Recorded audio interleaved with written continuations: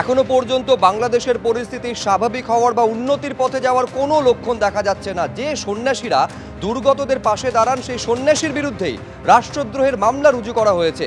একদিকে যখন এই কথা বলা হচ্ছে, গতকাল বাংলাদেশ হাইকোর্ট যখন ইসকনকে বাংলাদেশে নিষিদ্ধ করার আর্জি শটান খারিজ করে দিয়েছে, তারপর কি ঘুরিয়ে চাপ তৈরি করার চেষ্টা করা হচ্ছে? এই প্রশ্নটা উঠছে তার কারণ বাংলাদেশ সরকারের তরফে যখন এই কথা বলা হচ্ছে যে ব্যক্তির অপরাধের সঙ্গে সংগঠনকে কখনো তারা এক করে দেখেন না, তারপরে একের পর অ্যাকাউন্ট ফ্রিজ কী কারণে করা হচ্ছে, ফলে একের পর এক পদক্ষেপ, সেইখানে প্রশ্ন উঠছে যে বাস্তবে কতটা উন্নতির চেষ্টা বা সদিচ্ছা বাংলাদেশ সরকারে রয়েছে।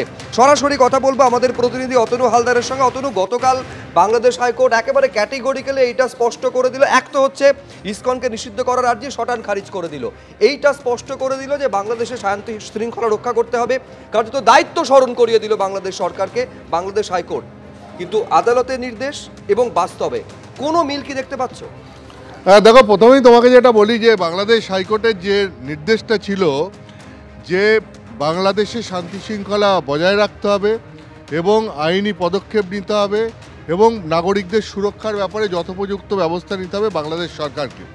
বাংলাদেশ হাইকোর্ট বাংলাদেশ সরকারকে এই যে নির্দেশটা দেয়, সেই নির্দেশ হচ্ছে মূলত চট্টগ্রাম কোর্টের সামনে যে সংঘর্ষ হয়েছিল এবং সেই সংঘর্ষে যে আইনজীবীর মৃত্যু হয়, সেই মৃত্যুর ঘটনার পরিপ্রেক্ষিতে যে মামলা হয়েছিল ইসকনের স্বতঃপ্রণোদিত, যাতে হাইকোর্ট স্বতঃপ্রণোদিতভাবে ইসকনকে নিষিদ্ধ করে, সেই মামলার পরিপ্রেক্ষিতে।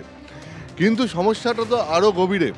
সমস্যাটা হচ্ছে ইউনিস সরকারের দায়িত্ব নেওয়ার পর মোহাম্মদ ইউনিসের শাসিত এই 3 মাস ধরে যে বাংলাদেশ সরকার চলছে, সেই 3 মাস ধরে যে এই বাংলাদেশ সরকার চলাকালীন এই 3 মাস ধরে যেভাবে বাংলাদেশে সংখ্যালঘু হিন্দু, বৌদ্ধ, খ্রিস্টান এদের ওপর একের পর এক নির্যাতনের ঘটনা ঘটছে এবং সেখানে অভিযোগ হচ্ছে যে সেখানে অপরাধীরা ঘুরে বেড়াচ্ছে, তাদের বিরুদ্ধে সরকারের পুলিশ প্রশাসন কোনো ব্যবস্থা নিচ্ছে না এবং বারবার সরকারকে জানিয়েও কোনো ফল হচ্ছে না। অর্থাৎ সেখানকার সংখ্যালঘু হিন্দু, বৌদ্ধ, খ্রিস্টানরা রীতিমতো নিরাপত্তাহীনতায় ভুগছেন। অভিযোগটা হচ্ছে এইটা।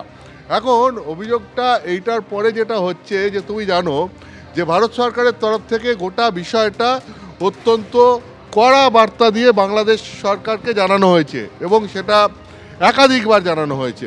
এবং তুমি জানো যে আজকেও লোকসভার লিখিত বিবৃতিতে বিদেশমন্ত্রী এস জয়শঙ্কর বলেছেন যে আগস্ট মাসেও বাংলাদেশ জুড়ে হিন্দু সহ সংখ্যালঘুদের বাড়ি, অফিস, ধর্মীয় স্থানে হামলা হয়েছে। সংখ্যালঘুদের ওপর হামলার বিষয়টা ভারত সরকার গুরুত্ব দিয়ে খতিয়ে দেখছে এবং পরিস্থিতি যে যথেষ্ট উদ্বেগজনক তা জানানো হয়েছে বাংলাদেশ সরকারকেও। এই বলে তিনি কয়েকটা ঘটনার উদাহরণও দিয়েছেন এবং বলেছেন যে প্রাথমিকভাবে সংখ্যালঘু সহ সব নাগরিকদের জীবন ও ব্যক্তি স্বাধীনতা রক্ষার দায়িত্ব বাংলাদেশ সরকারের। কিন্তু আমরা এর পরেও কি দেখেছি, এর আগেও দেখেছি যে বাংলাদেশ সরকার কিন্তু সেখানে যে সমস্ত সংখ্যালঘু রয়েছে তাদের জীবন জীবিকা বিপন্ন, তাদের নিরাপত্তা বিপন্ন, এই বিষয়টা বাংলাদেশ সরকার তখন স্বীকার করতে চায়নি। আজকেও আমরা দেখছি বাংলাদেশের আইন উপদেষ্টা অধ্যাপক আসিফ নজরুল তিনি সামাজিক যোগাযোগ মাধ্যমে দাবি করেছেন যে সেখানে তিনি বলছেন যে আমরা দেখছি ছাত্র সংগঠন, মাদ্রাসা, রাজনৈতিক দলসহ বাংলাদেশের মানুষ সাম্প্রতিক দুর্গাপুজোর সময় কিভাবে সংখ্যালঘুদের নিরাপত্তার জন্য কাজ করেছে। তিনি আরও বলছেন যে বাংলাদেশের পরিস্থিতির ওপর ভারতের এই অযাচিত উদ্বেগ প্রকাশ থেমে নেই। অর্থাৎ ভারতের যেই উদ্বেগ সেটাকে বলা হচ্ছে অযাচিত উদ্বেগ। আমি যেটা কালকেও বলছিলাম, যেটা সেই জিনিসই আবার দেখা যাচ্ছে যে ভারত সরকারের তরফ থেকে বারবার করা বার্তা দেওয়া হচ্ছে, উদ্বেগ প্রকাশ করা হচ্ছে, কিন্তু বাংলাদেশ সরকারের তরফ থেকে বারবারই এই বিষয়টাকে গুরুত্ব দেওয়া হচ্ছে না। তারা বলছে উদ্বেগের কিছু নেই, ঘটনা সেরকম কিছু ঘটেনি।